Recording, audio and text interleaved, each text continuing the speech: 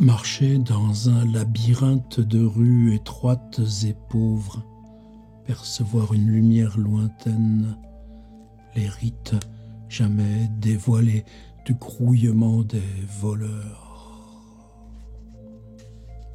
Chose vivante sans forme, devenue fondation des bâtiments anciens.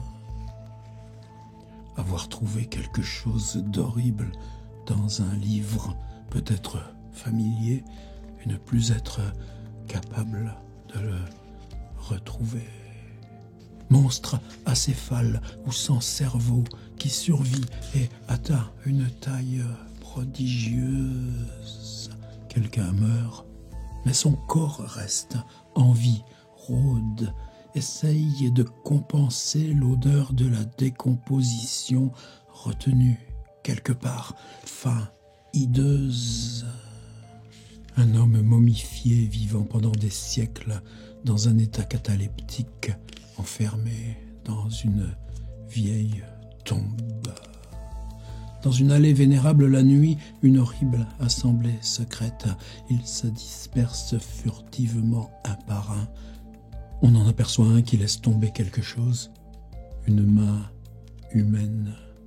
Lovecraft écrit, on le voit sans cesse dans son petit carnet 1925, écrire « write » ou bien « wrote ». J'écris « stay up », je reste toute la nuit. Qu'est-ce qu'il écrit? Il prend des notes, il a un carnet qu'il a cousu lui-même, découpé lui-même et fabriqué la reliure. Il appelle ça son « commonplace book ». Ce « commonplace book », c'est des notes qu'il prend de 1919 à 1934. Il y a plus de 200 idées ou sujets, de thèmes d'histoire. Alors, write, dans la nuit, tu lis, tu prends une note, tu es là, tu entends, tu penses tu prends des notes. C'est le Commonplace Book. François Bon, 1925-2025, un an avec Howard Phillips Lovecraft. On est justement avec ce petit carnet de 1925, on suit tous les jours les petites notes sibyllines hiéroglyphiques qu'il y prend. Il s'en sert dans les lettres qu'il envoie, qu'il appelle son journal, où il revient sur chaque détail. Il envoie ça à sa tante Lillian ou à sa tante Annie à Providence. On est le 3 avril 1925. Il note quoi aujourd'hui ? Alors, vendredi 3 avril, nous sommes jeudi, toujours une journée de décalage. Il s'est levé tard, c'est normal puisqu'il alterne une nuit à ne pas dormir et une nuit à récupérer. G.K. Books arrive. Vous savez que George Kirk, qui vit à l'étage au-dessus, est parti pendant 4 ou 5 jours. Il a fait une tournée qu'il a emmenée en bateau jusqu'à Fall River, là à Providence, de Providence à Boston, un aller-retour à Albany. Il est revenu en s'arrêtant à Springfield, on a toutes les étapes. Il a fait ça, on va avoir aujourd'hui le compte-rendu à son amie et sa fiancée. Lucille restait à Cleveland. Il a pris l'autobus de Springfield à Hartford. Hartford, il se retrouve à New Haven, là où il y a la Yale University. Évidemment, le paradis pour un bouquiniste, c'est là où sont concentrées le plus de choses à retrouver, négocier. Et il revient comme il peut avec ses bagages.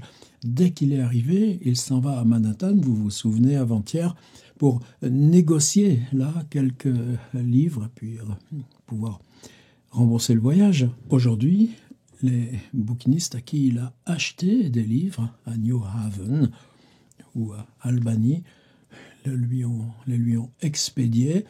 Oh, c'est pas par la poste, on a vu ça quand Lovecraft a déménagé de Providence à New York. Il y a plein de petits transporteurs qui se chargent comme ça des colis. Donc, waouh, probablement une grande curiosité et que Lovecraft, dès qu'il entend le chambardement dans l'escalier, monte chez Kirk voir qu'est-ce que c'est ces livres qui leur arrivent. Write and read, toujours, écrire, lire, Et Kirk et Lovecraft, par exception, aujourd'hui, ils vont rien faire. On reste là, dans la chambre. Non, on continue le jeu de Ludion. C'est plutôt Lovecraft qui est chez Kirk. Il y a tous ses livres à classer, à ranger. Il donne un petit coup de main. C'est Kirk qui s'occupe du dîner. C'est chez lui qu'on fait la petite dînette. Mais le soir, quand ce sera fini, on ira quand même au Johnson, le restaurant bien économique de Clinton Street. Et puis, read, write, retire. Voilà pour la journée.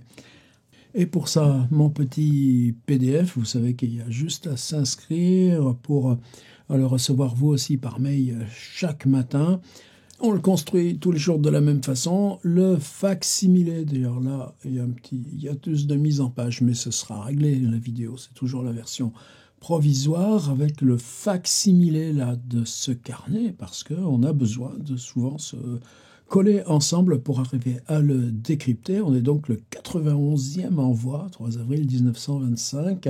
Toujours, j'installe donc la transcription claire du carnet et je la déplie, c'est-à-dire où on voit J.K. Boxar. Moi j'écris les livres de Kirk arrivent, écrit et lu chez moi, puis chez Kirk, déjeuner, en haut chez Kirk, on sort dîner au Johnson's, puis retour lu et couché. Qu'est-ce que vous voulez faire quand on a si peu de choses que ça? Oui, mais ce qu'on a, c'est ces lettres édité par St. Yoshi, toujours lui, et toujours gratitude, toujours hommage avec Mara, la fille de George Kirk, qui nous produit ce qui a été retrouvé, ce qu'elle a conservé dans les archives familiales, des lettres de Kirk à sa fiancée de Cleveland, et on découvre que c'est tout un autre ton. Kirk, maintenant qu'il est revenu à New York, lui raconte les étapes de son voyage. Jeudi matin, New Haven, on le sait, puisqu'il avait posté un télégramme à ses copains, puisque c'était la réunion du Calem Club, et vous allez voir l'ambiguïté. Juste avant de descendre, prendre une douche, ça c'est nouveau, il est dans un endroit, un hôtel, où on a le droit de prendre des douches. Oh, Lovecraft, on a aussi le détail, mais c'est plutôt quand Sonia revient qu'on va au bain public. Shower, c'est évidemment possible dans New York, mais pas chez soi.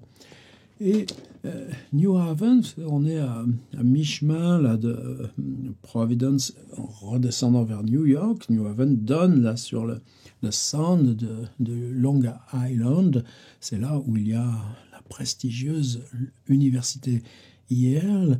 Et lui revient un petit peu par le haut, donc cette petite ville de Springfield qui est sur la Connecticut River.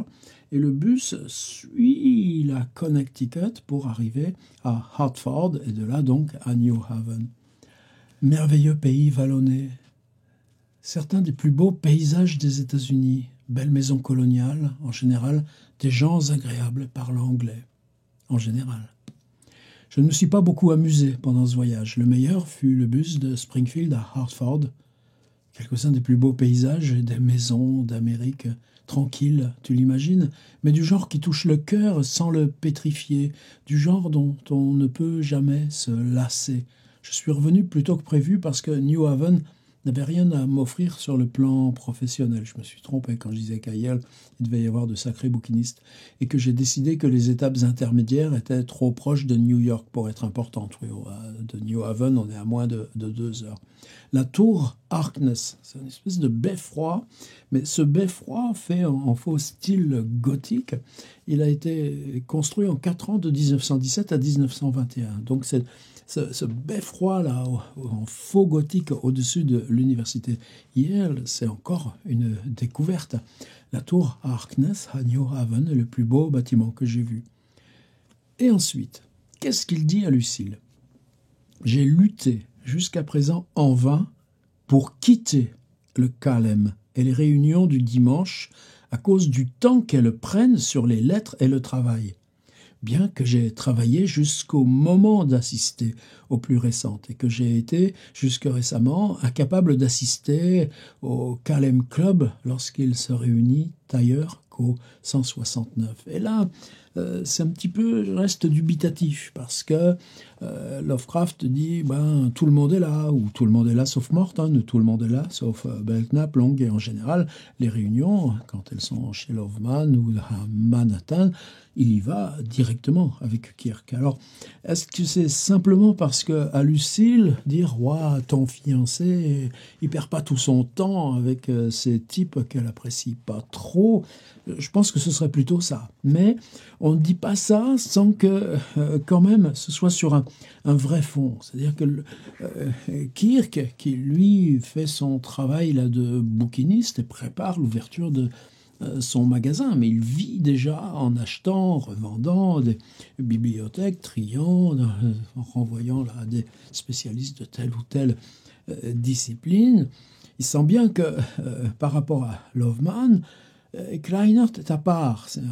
Il écrit des poèmes, mais c'est un petit peu léger, c'est pas ça, je le dis dans le bon sens, c'est un type qui est humainement très proche de tous, visiblement généreux.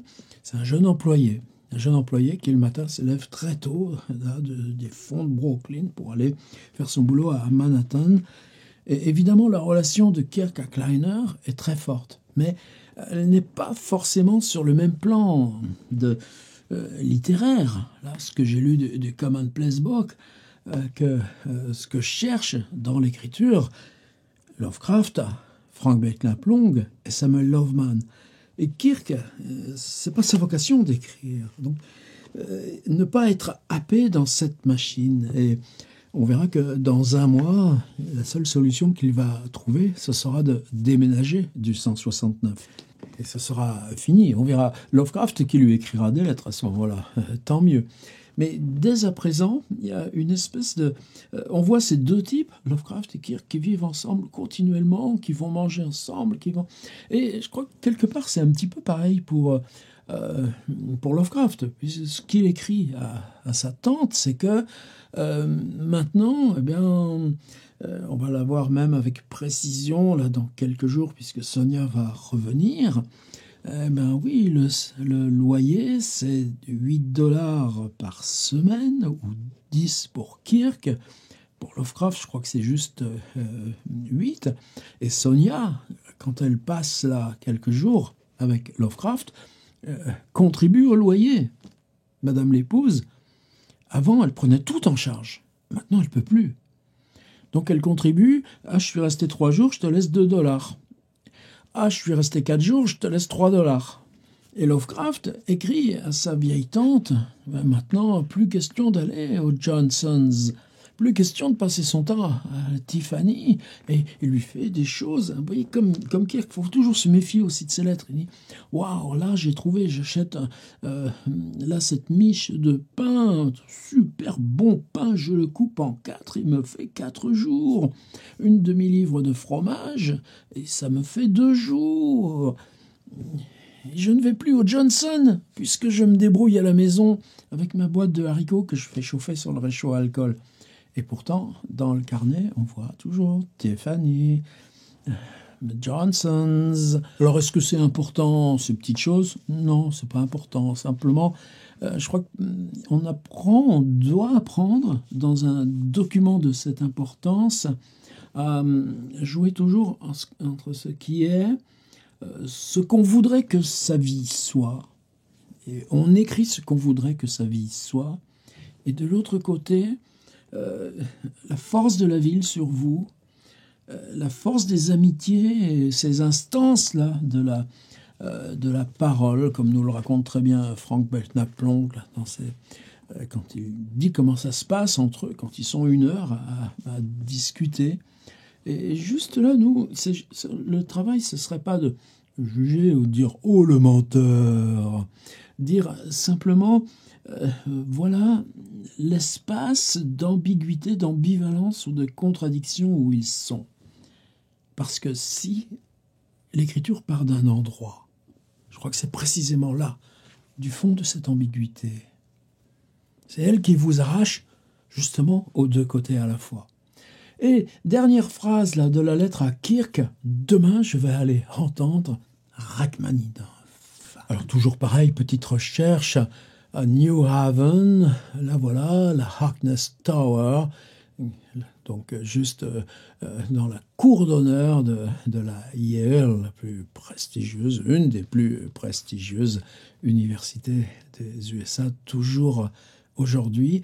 Et j'ai suivi sur Google Maps, c'est pas facile parce que la rivière elle-même, les Google Cars, elles vont pas sur l'eau. Donc, on peut suivre sur les ponts tous ces paysages, mais c'est des paysages qui évidemment se sont transformés. Et quand il dit, lui, qu'il voit ces vieilles maisons encore un petit peu coloniales, ces vieilles demeures, bon non, ça c'est fini. L'Amérique, évidemment, on est sur un urbanisme qui reste dense, mais vous savez, pour toutes ces villes, c'est immédiatement, regardez Faro, Walden, dès qu'on sort de la ville, c'est le cas aussi, Paul Lovecraft en parle constamment pour Providence, et même, ils le disent pour New York.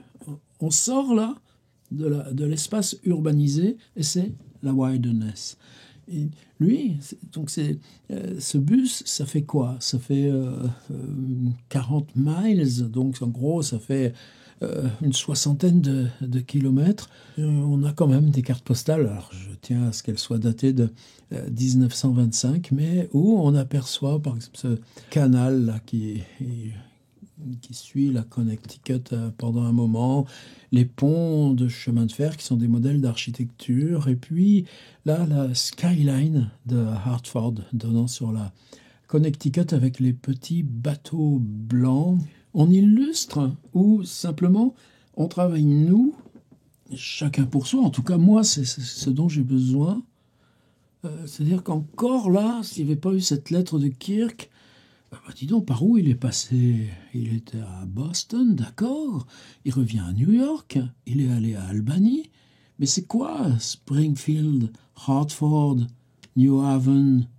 Et il est passé où le bus de Springfield à New Haven? Et là, pour moi, c'est cette instance de plaisir. Mais au-delà, c'est dire, quand tu lis le texte, tu apprends, parce que on est à 100 ans de distance, à laisser venir un espace de réalité. Si tu le construis d'après les mots, tu le construis d'après ton propre vécu, ton propre dépôt mental, tes autres lectures, et on a toujours à écarter. Et si on laisse venir ces représentations-là, précisément de cette époque, alors on touche un petit peu plus près. Les articles du New York Times, on y va y voir de suite. J'en ai retenu 3. Des beaux tracteurs, je vais vous expliquer pourquoi. Et vous savez qu'il y a une dizaine de jours, ils étaient allés voir une Georgian Room et on avait reconstitué qu'il s'agissait de l'exposition dans une galerie là dans Manhattan. Alfred Stieglitz exposait 7 artistes américains, dont sa compagne Georgia O'Keeffe et lui-même. Et comment, après ça, ne pas aller chercher qu'est-ce qu'est le travail de Stieglitz à cette époque? Ce sont un travail qui remonte à 1900 en photographie. Donc je pense que c'est avec une chambre, avec des plaques. Vous savez que les premières pellicules souples de Kodak à Seattle, c'est en 1902. C'est facile de le savoir puisque Émile Zola, a été un des premiers à avoir commandé chez Kodak en 1902 ce fameux appareil avec une pellicule qui s'enroulait au lieu de plaques de verre et on changeait le châssis. Et oui, mais Zola, il a été asphyxié à l'oxyde de carbone juste avant même de recevoir le dernier Kodak. Et Stieglitz, ce serait l'invention de comment la photographie accède à cette valeur plastique, et elle y accède par la ville. New York en chantier, et l'ombre pâle là, du bâtiment sur ces engouffrements noirs là, des ferries. Une autre qui s'appelle City of Ambition. New York, la ville de l'ambition, ou l'ambition faite ville. Alors, j'essaye de reprendre là, quelques images de Stiglitz dans mon PDF. Pour ce qui est du New York Times, voilà la une, donc vendredi 3 avril 1925. C'est la France qui fait l'actualité. Il y a des manifs partout. Les étudiants sont en pleine révolte. C'est un changement de cabinet, démission. Évidemment, c'est la 4e République déjà. Je ne sais même pas, moi, sur ces histoires-là. Je vois ça de loin, mais ça chauffe. Par contre, ce que j'ai pris, c'est ça, c'est ce petit carré. Alors ce petit carré, Rockefeller. Alors, les Rockefeller, ça n'a rien à voir avec la famille Lovecraft. Hein. Mais ce petit article-là qui est dans la une, c'est celui que j'ai traduit, ça donne ça. New York Times, 3 avril 1925, de Milwaukee, 2 avril. Fowler McCormick, héritier de l'empire d'Harold McCormick, directeur de la société internationale Harvester, qui travaille comme ouvrier dans une des usines de son père pour apprendre le métier depuis ses bases et a reçu les félicitations de son grand-père, John D. Rockefeller. On est loin, loin de Lovecraft. Lui, un tracteur agricole, il ne sait pas ce que c'est.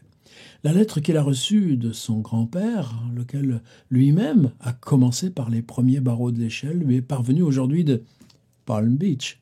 M. Rockefeller vit maintenant à l'écart. Mais comment il a commencé, Rockefeller? Il a une sorte de mythe américain, et ceux de la littérature, quand ils vont chercher la littérature du continent, quand ils s'inscrivent dans une filiation à Edgar Poe, est-ce qu'ils sont dans cette mythologie américaine, ou bien le fait de trouver ce propre ancrage qui leur est nécessaire là où domine ce mythe américain, façon Rockefeller ou Vanderbilt, qui construit les bateaux sur lesquels il navigue.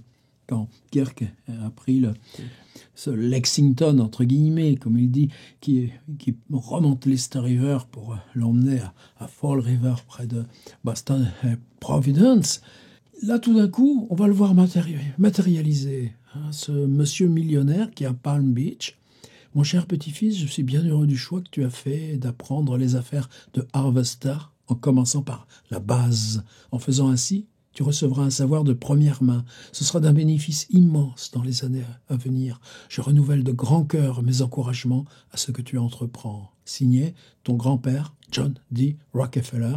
La lettre est entièrement manuscrite de la main du grand-père. Et après, c'est des trucs de journalistes qui s'amusent.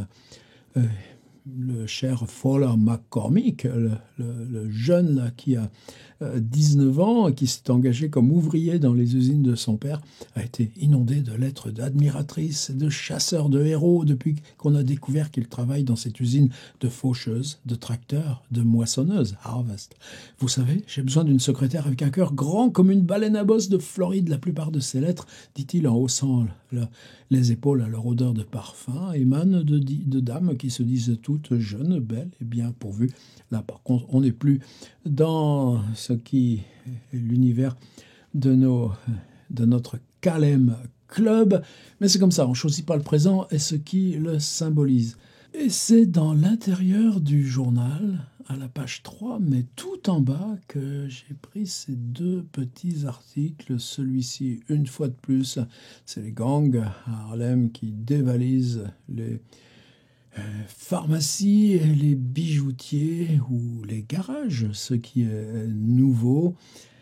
Puisque, évidemment, pour faire les cambriolages, il faut une voiture. C'est l'invention du cambriolage en voiture.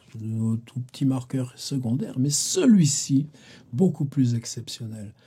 Musical prisoners play for the police. C'est simplement, tu prends un titre, et tu dis, mais qu'est-ce qu'il te raconte, là? Et on va finir avec la musique, avec Rachmaninoff, puisque Kirk va l'écouter. Là, il s'agit de quoi? Eh bien, on est au coin de Broadway et de la 46e. Il apparaît qu'au coin de Broadway et de la 46e, donc en gros Times Square est tout près, c'est là où il y a plus de musiciens ambulants. Ben, ça continue. La police décide, alors tout le monde se plaint. Qui se plaint? Les riverains, on nous dit, ou tout simplement les commerçants, là, parce que les gens, ils écoutent. Alors qui c'est?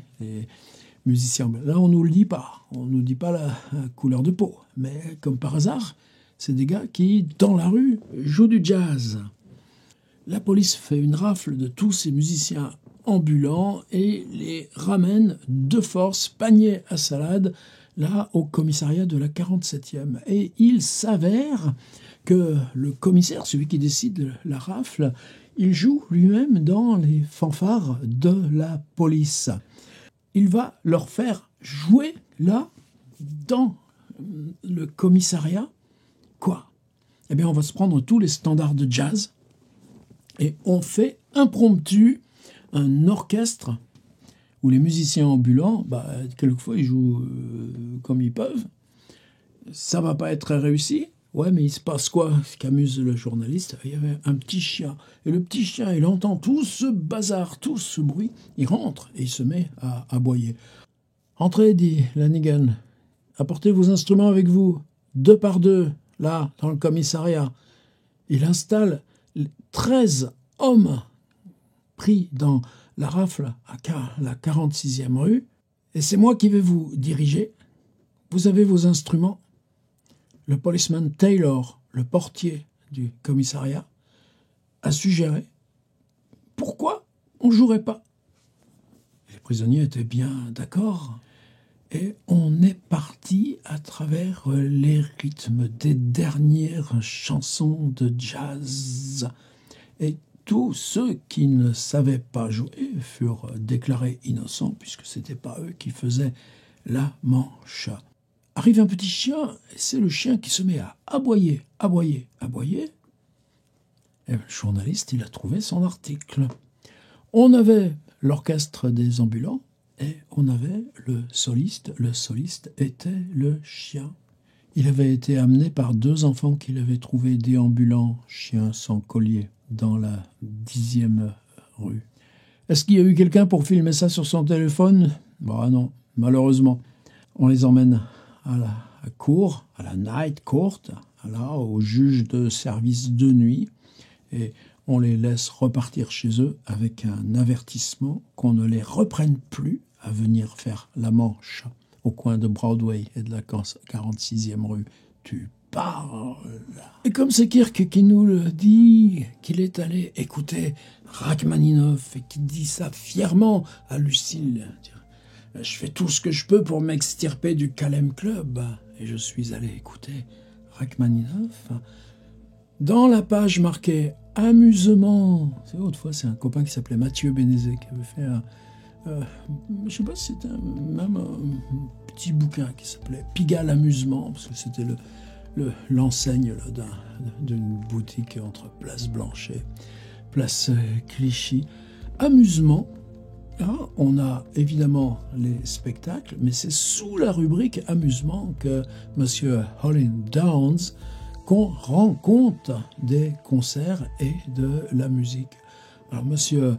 Holland Downs nous confirme que ce soir-là, le London Symphony est venu accompagner M. Rachmaninoff en personne pour jouer son 2e concerto.